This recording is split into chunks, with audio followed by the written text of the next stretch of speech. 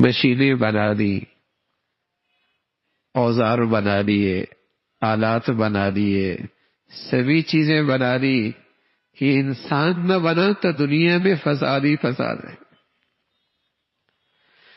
اس دور میں یہ چیزیں تو کوئی نہیں تھی، لیکن انسان بڑا اچھا تھا تو دنیا میں امن اور سلامتی کا رنگ ہر طرف نظر آتا تھا. آج کی دنیا نے چیزیں بہت بنا لی.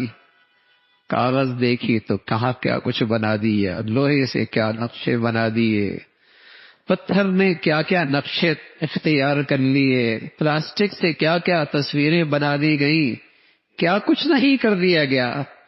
لیکن اگر اس دور کا نہیں بنا تو اس انسان میں یہ خوبیاں نہ رہی جو اللہ کا حبیب ان سے دے کر گیا تھا. یہ خوبیاں نہ رہی. ہر چیز بنا دی، ساری مشینیں بن گئی، اوزار بن گئے، گرمی سردی کو کنٹرول کر لیا، بیماریوں قابو پانے کے لیے کتنے نقشے تیار کر دیے. لیکن اس انسان کا بگاڑ بڑھتا ہی چلا گیا تو معاشرہ بگاڑ کا شکار ہو گیا. اس لیے کہ ہر اوزار اور مشین کو چلانے والا تو یہی انسان ہے. یہی خود غرض بن جائے، اس کا روگ یہ نہیں ختم ہوا.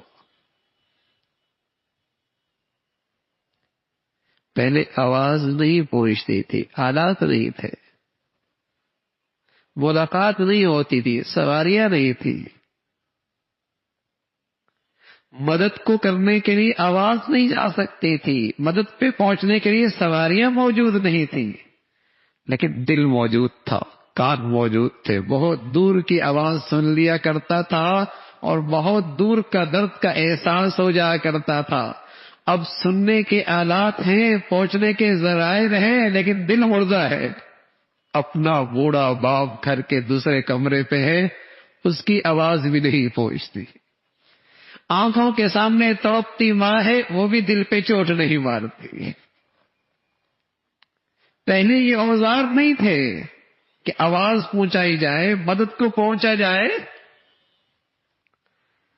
لیکن کان موجود تھے، بہت دور کی آواز سن لیا کرتے تھے اور بہت دور سے درد محسوس کر لیا کرتے تھے. دل زندہ تھا، کان سنتے تھے.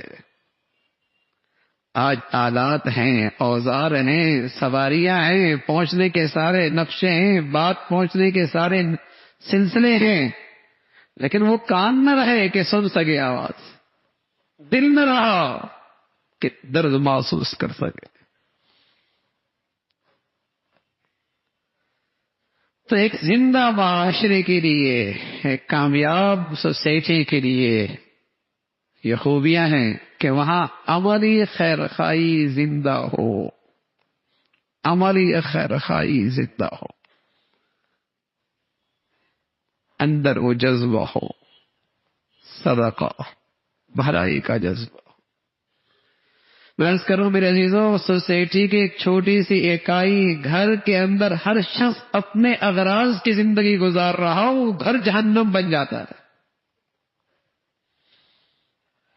اگر گھر کی اس چار دیواری میں ہر شخص اپنے اغراض کی زندگی گزار رہا ہو، گھر جہنم بن جاتا ہے.